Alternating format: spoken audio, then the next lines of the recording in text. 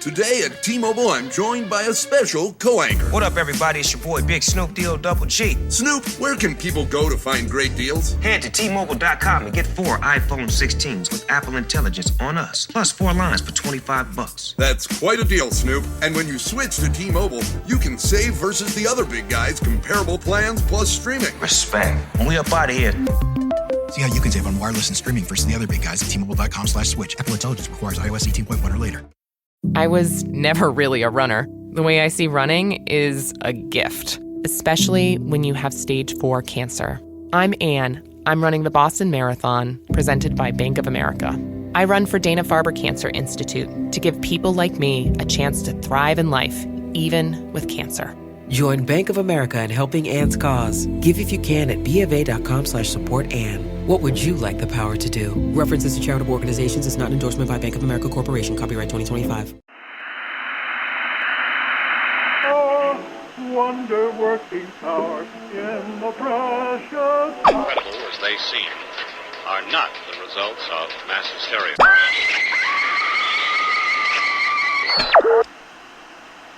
You may wish to adjust the dial.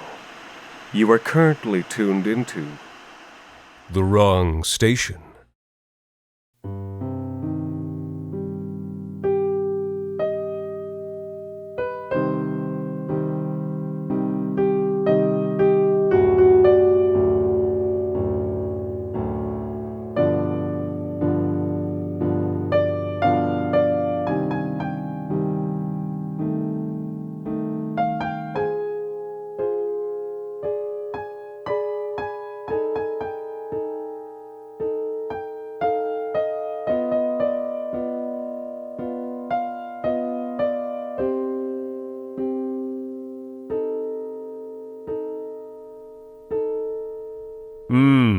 Your battery seems fine. I'll have to take a closer look. You're lucky I was driving by. Don't want to be stranded on a night like this without a working heater. Ah, there it is. The fuel injector's a mess in these newer cars. All this digital stuff, it just gums up the works. Give me something I can see, something I can get my fingers into, and I can fix it up no problem. None of this circuit board crap. Huh, I can tell what you're thinking. All these missing fingers must make me seem a bit clumsy, a bit amateurish. Go ahead, you can laugh. It's been years, and the pain is long gone. Besides, these new chrome ones are better than the old flesh and blood model. So what's your story? You're from out of town, right? Either you're visiting or just passing through. Yep, just passing through. I could have guessed. Like I said, you're lucky I was driving by. Not many people out this way. I'm sure you noticed most of the houses on this street are dark on the inside. Abandoned. City council offers benefits and subsidies and what have you to entice young folks into moving here. No dice. Only thing these old homes are still good for is scrap aluminum and copper. Why do I stay? Let's just say every man has his loyalties. And my loyalties are to the good old days. Used to be this was a real happening part of the province. Dozens of folks moving in by the day. Every time you turned your head there was a new movie theater, malt shop, even one of them hair salons with the new machines from Italy. And everyone was driving a Blaylock. Haven't heard of Blaylock, have you? Well, you just rode in one. A 1956 Blaylock Chimera. Best car they ever made, in this man's opinion. Of course, I admit I'm a little biased. Blaylock had the run of this town for decades. Remember that abandoned factory we passed? The one with the windows all shattered to hell? You wouldn't know it, but for years that factory was the throbbing heart of Ontario's auto industry. Assembly lines winding through it like veins, pumping out the steel and iron machines that powered the whole Christian world. As a boy, I sat outside and watched the factory exhale thousands of men every night, exhausted from the 12-hour day. But I could tell they were grateful to be making such beautiful automobiles. And why wouldn't they be? It was their contribution to the greatest era in human history. And right in the middle of it was my father, working the line. I only saw the inside of the factory a few times, but there's an image of him burned into my mind. He stands over a nearly complete Blaylock like a surgeon, pulling on a wrench as long as my arm. A thick line of sweat is imprinted on the back of his shirt. All at once he releases the wrench and rubs his aching hands together. He turns to retrieve a rag, but when he sees me watching him, he stops. His mustache sags into a half frown. He's annoyed, almost like I've interrupted him in a moment of prayer. But that was my pops. Took his job seriously, as every man should. He was the biggest guy I ever knew. Could heft the axle of a goddamn semi-truck without breaking a sweat. Smart, too. If it ran on gasoline, he could fix it. He would have had you back on the road in 5 minutes instead of needing to tow you back to a garage like I did. A great man. Blaylock loved him almost as much as I did. For 20 years, he tightened lug nuts in the pride and joy of the factory. Same car you rode here in. The Blaylock Chimera. You see why I'm biased now. He would do it barehanded, refusing to use the electric fastener. It was slower going, but my old man took pride in his work, and he had more torque in one arm than 3 of those pneumatic contraptions. The way the line was set up, my pops always worked the left wheels. Sometimes we'd spend a Saturday tooling around at the town's auto shops, checking on the Blaylock Chimeras that had come in for maintenance. My dad would grin and ask the mechanic to tighten the lug nuts right in front of us. The right ones would always be loose by a rotation or so, but the left ones were as firm as the day my old man tightened them. He'd leave the auto shop walking so tall he could step over the moon. Hey, you know what? Let me check your oil while I'm at it. You go grab a drink from the fridge. Get me one, too. It wasn't just the lug nuts, by the way. He made it his business to know that car inside and out. He took pride in knowing that whenever the managers or engineers needed to know a detail, no matter how minor, they'd come right to him and he'd tell them lickety-split. He even had a measurement shorthand. He'd matched every part of the Chimera with a part of his body. The headlight radius was exactly the length of his hand. The main bolts for the crankshaft were exactly as long as his fingers. It went on like that from the bumper to the spark plugs. The human ruler, they called him. It's no wonder he bought himself a Chimera just as soon as he could. And he passed that love down to me, sitting me down on the oil-stained floor of this very garage so I could watch him while he worked all evening on his car. Mom never liked it, but as soon as I could walk, I was bringing him tools. And as soon as I could bring him tools, I was getting cuffed for bringing him the wrong one. It sounds harsh, but you gotta understand that he had high expectations of me. Wanted me to take his place on the Blaylock assembly line once he'd outlived his usefulness. If you want to learn fast, there's no better teacher than an open hand. Of course, those plans changed when Blaylock got swallowed up by GM. Then the factory shut down and GM went after those cheaper workers down south and overseas. That would have been some time before you were born. That's what unions get you. My dad, he'd always fought against those pinkos for years. Even helped management sneak temporary workers into the factory when the union tried to strike. Lost him a lot of friends. And then when the factory left, it was like he'd lost a part of himself as well. Say, could you hand me that flathead over there? The missing leg makes walking to the tool bench a real pain. I had just turned 18 by then, and I'd gotten some bad ideas from school and TV, so I told him how mad I was at Blaylock for abandoning him and all the other line workers, and how they should have been loyal after he gave them 20 years. He didn't say a word, but I can still hear the snap of his belt being pulled off. Worst beating of my life. After that, he extended one massive finger and pointed it in turn to the refrigerator, the couch, and every other appliance and piece of furniture in the house. Blaylock gave us all of this, he was saying. Everything you have. You want to talk about loyalty? It's time you showed some. And he grabbed me by the collar and took me to the garage where he kept the 1956 Chimera. This very car. Made me work on it all night. Oil change, spark plugs, waxing, standing over me watching my fingers bleed as I tried and failed to tighten the lug nuts. All night long I serviced that car until I passed out in the back seat. It was my mom that woke me up. I couldn't see the sky through the garage roof, but I could feel the crisp darkness in the air. She was stroking my face lightly. I tried to sit up, but my entire body was on fire. She helped me up gently and put a finger to her mouth. "Let's go," she whispered. "You won't be up for hours." And she gestured to 2 pieces of luggage, one filled with her stuff and one filled with mine. She'd waited until I was 18 to leave, she said, so that I could come with her and my dad wouldn't be able to use the courts to force us to come back. If we left now together, it would be a clean break. And I remember, when she was done, I stared at her for the longest time, not believing what I was hearing. There was so much I wanted to say, but only one word passed my parched lips. Loyalty. She looked at me, tears in her eyes. Her plan had had one hitch, one thing she'd forgotten. I was 18 now, and I could do whatever I wanted. I rolled over in the back seat of the Chimera and fell dead asleep. When I woke up again, she was gone. She'd left behind my luggage, still sitting on the garage floor. I hurried upstairs to unpack my clothes before my pops woke up and realized what had happened.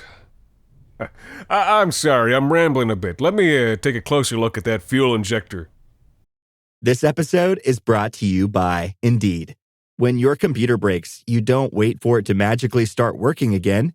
You fix the problem. So why wait to hire the people your company desperately needs? Use Indeed's sponsored jobs to hire top talent fast. And even better, you only pay for results. There's no need to wait. Speed up your hiring with a $75 sponsored job credit at Indeed.com/podcast. Terms and conditions apply. This episode is brought to you by Walmart. New beauty is in bloom at Walmart, and it's all about springtime radiance. From Drybar, Tula Skincare, and hundreds more available online, Walmart has the premium brands you want and this season's on-trend products for flawless, glossy hair and hydrated skin. Big name beauty brands? Check. The things you love? Check. Find trending spring beauty and all you need to look and feel gorgeous at Walmart, on app and online. Yeah, I don't know if there's anything for it right now. There's an auto parts surplus store that opens up early tomorrow. You'll just have to stay the night. See, what you ought to do is get yourself an older vehicle. Take the Chimera, for example. It's not just a pretty face. That engine has been running smooth and clean for over 60 years. With a few replacement parts, of course. They just don't make cars like this anymore.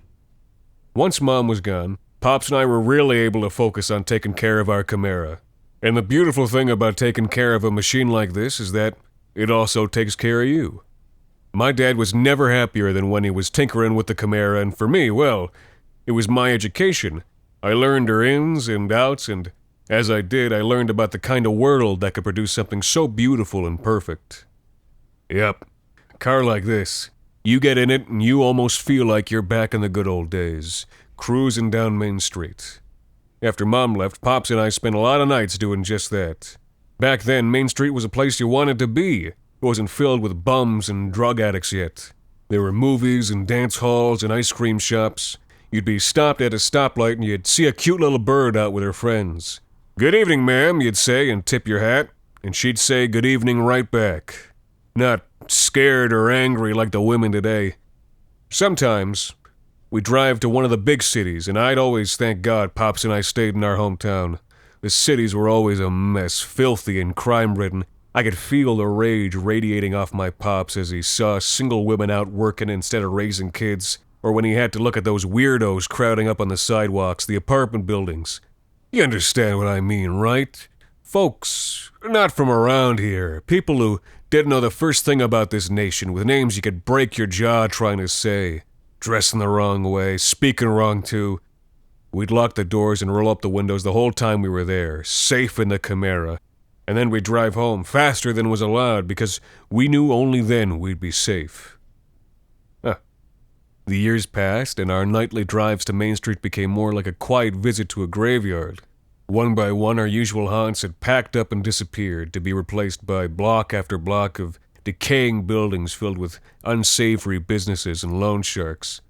Now when we drove through, it was just like when we'd used to drive through the cities with the Chimera's doors locked and the windows rolled up. My dad would point at the boarded-up storefronts. "Loyalty," he'd growl.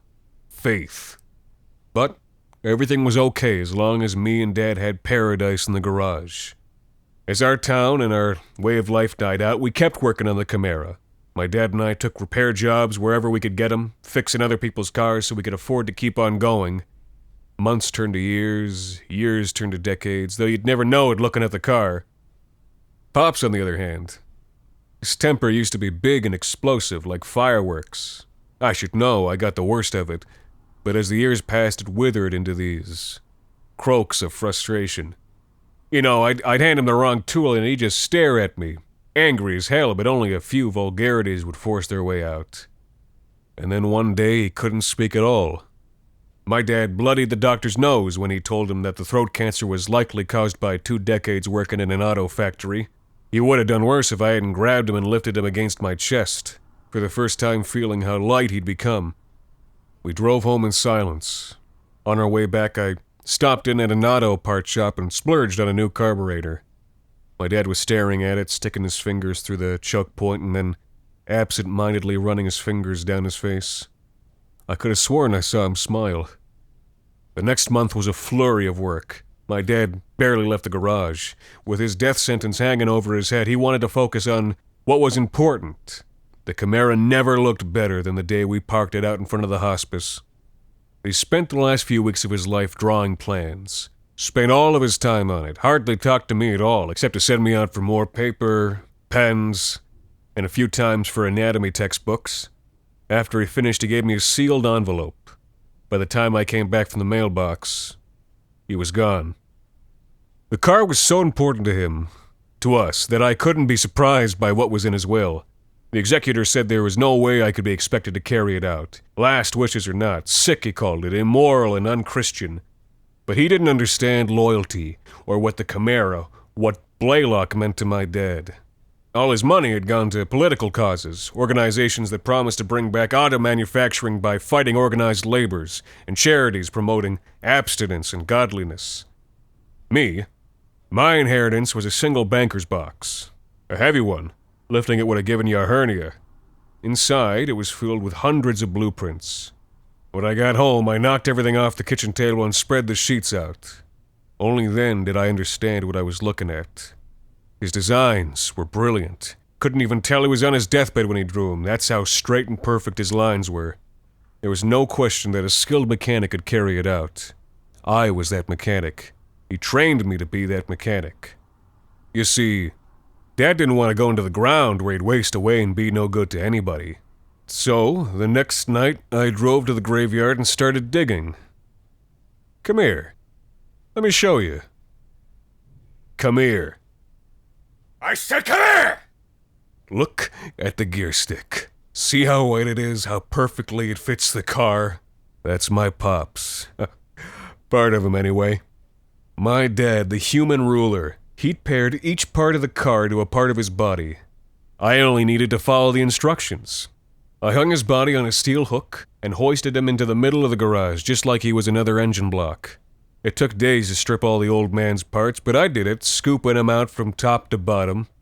Once he was empty, I began the process of modification, filing down the bones, treating his guts with potassium hydroxide, mixing resin and water into buckets filled with his thick red blood. That gear stick, that was the first part I replaced 15 years ago. It's his tibia, the shin bone. Put your hand on it. See how it fits, as if it was always meant to be there. Lasted longer than any of the aluminum gear sticks, let me tell you. Come on, look. This fan belt. Human intestine, processed into thin strands like cat gut and woven together. Strong, elastic. Feel it. This paint is enriched with his blood, the blood that pumped through his veins on the Blaylock assembly line. See how it shines under the wax? And here, the carburetor, where the car inhales oxygen to mix with the fuel. My dad's skull, reinforced slightly and with a few extra holes added. Look at it. Perfect. With each part of him I stitched, soldered, and screwed into the Chimera, I could feel his legacy being cemented. I was building what do you call it? A monument. A monument to the beautiful era that produced a car like that and a man like him. Something to stand against the degradation of society. But then, look, I'm not proud of this. A few years back, I was waiting at a green light and this lady in front of me, she just wouldn't move. Her hair was cut short and dyed an unnatural pink, and she was talking on one of those hands-free smartphones. I could see her big white teeth in her rearview mirror. She was laughing about something carelessly and smoking a cigarette. It was disgusting. I didn't mean to give it so much gas. Just a little love tap is all, to remind her to get moving. After the collision, I peeled out, and I guess the damage to her car wasn't so bad because the cops never showed up here. But the Chimera, the headlights had been pushed back and shattered. The lens and projector would be easy enough to fix, but the damage extended to the casing where I placed my pop's knee joints. Both were cracked right in two. Fixing one would be easy, that's why I've got this here chrome leg. But I couldn't give up both if I was going to keep this car running. If I'd had a child of my own, I would have had another 2 knees to work with, but no. But then, it hit me as I thought of the woman with the obscene haircut. My dad didn't want me to maintain the Chimera for him. He wanted me to maintain it for you. For young people everywhere, people who grew up aimless and immoral because no one ever taught them about tradition. And if the Chimera is meant to be part of you, you should be part of it. That's loyalty. That's respect. And so, I began incorporating parts. Younger men and women, the ungrateful grandchildren of my father's friends, people who had long ago abandoned this town to the dust but who returned to visit their relatives, sneering the whole time. They were traitors, but their bones and sinew were strong, and they made the Chimera strong. All thanks to my father's detailed designs. So you understand why I had to pick you up. Do you see it now? With these missing fingers of mine, some repairs are, more art than science. I'm sure you saw the mess all over the back seat. Motor oil. I was nearly in tears, never thought I'd be able to get a suitable replacement. But your skin. Even when you were standing by the side of the road, I could see it was the exact same shade as the Chimera's leather interior. I mean, what are the odds? You were made for it. Now stop that. Try to be reasonable. This is more important than you being comfortable. It's about ideas, principles. You're going to be part of something much bigger than yourself. Just like all the others. Just like Pops. Don't fight. You'll see, it's a privilege. After all, they just don't make cars like this anymore.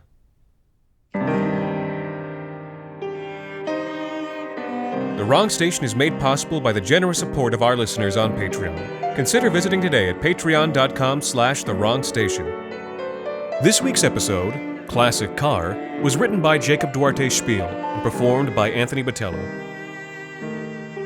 The Wrong Station is co-produced by Alexander Saxton, Anthony Botello, and Jacob Duarte Spiel, with music composed and performed on the piano by Ilan Citrin and arranged for the viola and performed by Ilana Schmid. You can subscribe to The Wrong Station on iTunes, Google Play Music, Spotify, and any other of your favorite podcast services. You can follow The Wrong Station on Facebook, Twitter, and email us at thewrongstation@gmail.com. You can also follow The Wrong Station creative team on Twitter at AEW Saxton, AJV Botello, and Jacob BRDS. And until next time, thank you for listening.